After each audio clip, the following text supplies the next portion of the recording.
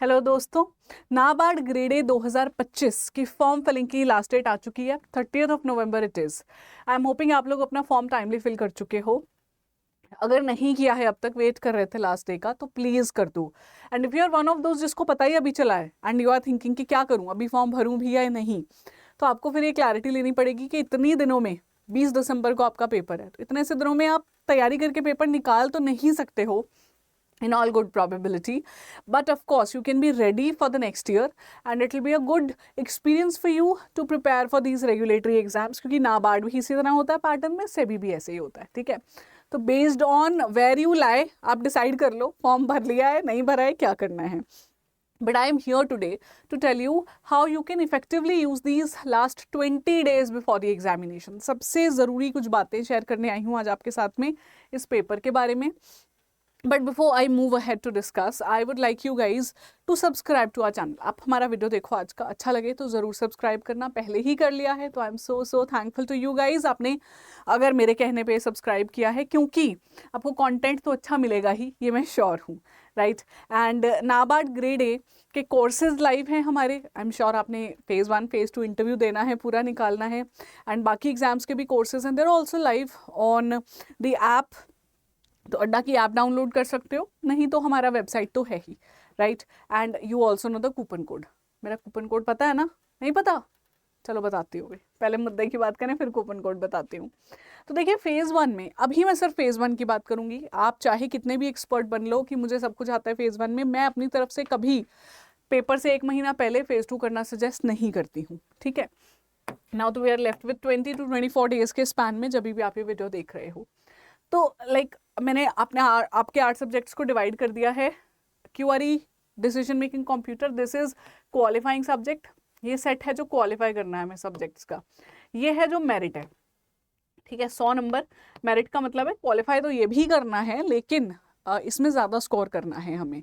अभी हम भूल जाएंगे कि ESI ARD जो है हमारा फेज़ 2 में आना है, क्योंकि अभी फेज़ 1 में ही हम अच्छा नंबर ले लें, 40 नंबर के ESI ARD हैं, इतना ही बहुत रहेगा।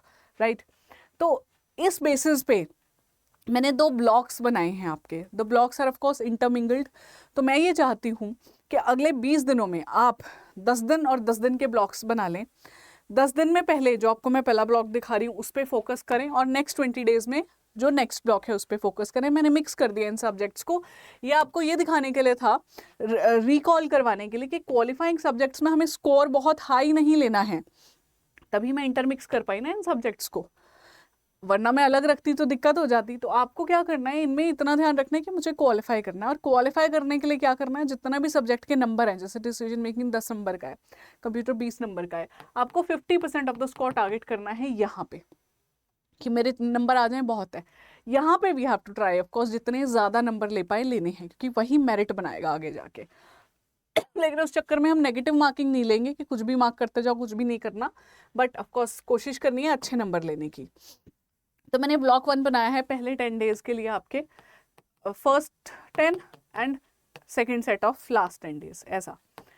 तो आपको क्या करना है, क्वांट रीजनिंग की practice, quant reasoning, ARD static, ESI static और करंट अफेयर्स। अब करंट अफेयर्स में मैं नया करंट अफेयर्स नहीं बोल रही हूँ यहाँ पे आपको, मैं आपको बोल रहा हूँ पुराना जो करंट अफेयर्स पढ़ चुके हो, चाहे वो GA का था, ARD का था, ESI का था, रिपोर्ट्स थी, स्कीम्स थी या न्यूज़ थी, वो सब कुछ आपने रिवाइज करना है 10 दिन में। ये भारी काम है, इसीलिए मैंने इसके साथ में आपको ARD स्टैटिक और ESI स्टैटिक दिए शुरू के ही 10 दिनों में। ESI स्टैटिक और ARD स्टैटिक को आप ना ऐसे दे सकते हो कि जैसे 3 घंटे डिवोट कर दिए, कि मैं डेली के 3 घंटे देने वाला हूँ या देने वाली हूँ। चाहे तो एक ही दिन में ESI स्टैटिक पूरा खत्म कर दो और बाकी दिनों में ARD स्टैटिक करो, that will be a better approach.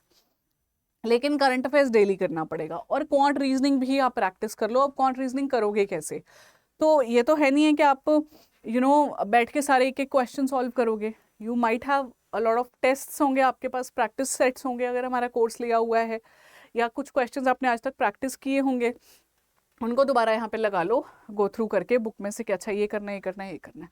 इससे क्या होगा, प्रैक्टिस भी हो गई, स्टैटिक भी पढ़ लिया, करंट अफेयर्स भी कर लिया। एक मेजर चंक आप शुरू के 10 दिनों में करोगे तो लास्ट के 10 डेज में आपके सर पे प्रेशर नहीं रहेगा कि अभी तो मुझे ये भी रिविजन करनी है, वो भी रिविजन करनी है।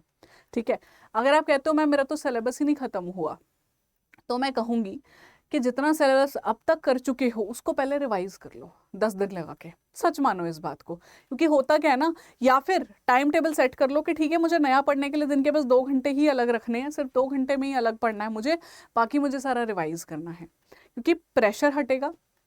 और नया पढ़ने के चक्कर में ना हम कई बार पुराना भूलते जाते हैं, और इस एग्जाम में तो नहीं निकलता है फिर एग्जाम, ठीक है, तो ध्यान रखिएगा इस बात को। ब्लॉक 2 जो अगले 10 दिन के लिए हम छोड़ेंगे, इंग्लिश की प्रैक्टिस टेस्ट लगा के डिसीजन मेकिंग कंप्यूटर की रिवीजन करनी है। आपके पास पीडीएफ्स हैं, लेक्चर्स हैं, उनको देखो, नहीं तो पीडीएफ लगाओ, and revision of already what you have done. इसके साथ में एडिशनल चीज आपके पास रिवीजन में ही मैं मानती हूँ उसे मॉक टेस्ट। अब यहाँ पे आपके सेक्शनल टेस्ट हो रहे थे, ठीक है, क्वांट के अलग, रीजनिंग के अलग, यहाँ पे मैं चाहती हूँ आप FLTs फुल लेंथ टेस्ट लगाएं 200-200 सवाल के और उनकी रिवीजन करें। आपके पास 10 दिन है, आप रोज बैठ के एक कम से कम एक टेस्ट भी पूरा लगाओगे ना, तब भी आपकी तैयारी कहीं नहीं गई। 200 × 10 दिन 2000 सवाल कर चुके होगे आप अपने 10 दिनों के बाद, ठीक है। लेकिन इंश्योर ये करना जो भी करो वो आप याद रखो। इन 2 सेट्स में अपनी तैयारी को डिवाइड कर लो। लास्ट 20 डेज में अपने सब्जेक्ट्स को होल्ड भी कर पाओगे, रिवीजन भी कर पाओगे, नया भी कवर कर पाओगे, ठीक है। तो मैंने अपने मंत्रा को मॉडिफाई किया है फॉर योर फेज 1। अब तक आपको अपनी स्ट्रेंथ और वीकनेस पता चल चुकी होगी, you have found it, right. तो अब क्या करना है, उस स्ट्रेंथ बनाए रखने के लिए you have to take mock test based on your strength and weakness, कि मेरे क्वांट के ये टॉपिक्स नहीं आते हैं मुझे, तो जो आते हैं वो तो अच्छे से कर लूँ मैं, जो नहीं आते हैं उसके कुछ कुछ क्वेश्चंस प्रैक्टिस करूँ। तो mock test is going to be a source of revision for you, source of practice. Mock test में नहीं चाहती कि आप ये सोच के दो कि मुझे तो बस भैया ये देखना है मेरे नंबर कितने हैं, वो पेपर में देख लेना, अभी मत देखो, कोई फायदा नहीं होने वाला है। And revision is more important than coverage इस समय पे, क्रूशियल। वैसे तो मैं हमेशा कहती हूँ, पर इस समय पे डेफिनेटली कहूंगी कि revision is going to be very very important than your coverage, ठीक है।